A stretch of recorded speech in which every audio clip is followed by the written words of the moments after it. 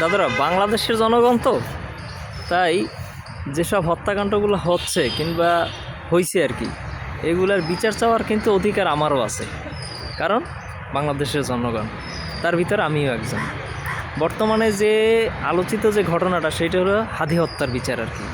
এই হাদি হত্যার বিচারটা হচ্ছে না এই কারণে, কিংবা এটা আগাচ্ছে না এই কারণে, কারণ এইটার ভিতরে জড়িত আছে অনেক বড় বড় রাঘব বোয়াল, এবং তারা চায় না যে এই বিচারটা সামনের দিক আগাক। এখন শুধু হাদি কি হত্যা হয়েছে বাংলাদেশে?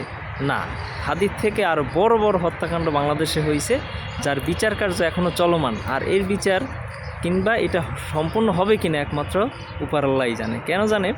কারণ এইসব হত্যাকাণ্ড যারা ঘটাইছে কিংবা যারা এর ভিতরে আছে, তারা কিন্তু বড় বড় টপ ক্লাস জায়গাতে আছে এবং বড় বড় জায়গাতেই তারা বসে আছে। তারা চায় না যে কি এই বিচারটা সম্পূর্ণ হোক। এখন কথা হইল কি জানেন, এই বিচারটা হইতে দিতে চায় না কেন? এই কারণে, কারণ এই বিচারটা যদি হয় কিংবা তাদের যদি মুখ থেকে বের হয়ে যায় যে এই অবস্থা কিংবা তারা এই মাস্টার প্ল্যান, তাইলে কিন্তু তাদের চেয়ার আর থাকবে না, তাদের গদি নরম হয়ে যাবে। তো এখন বাংলাদেশের প্রেক্ষাপটে আর কি, আমরা যারা জনগণ আর কি, তারা সব কিছুই কেমন জানি মুখ বুজে সহ্য করি আর কি। হ্যাঁ, বিগত দিনেও আমরা মুখ বুজে সহ্য করছি, জানি না এটাও না জানি আমাদের মুখ বুজে সহ্য করতে হয়। তবে সর্বোচ্চ চেষ্টা আছে কিংবা সর্বোচ্চ চেষ্টা থাকবে যেন হাদি হত্যার বিচার আমরা দেখে যাইতে পারি কিংবা আমরা করতে পারি।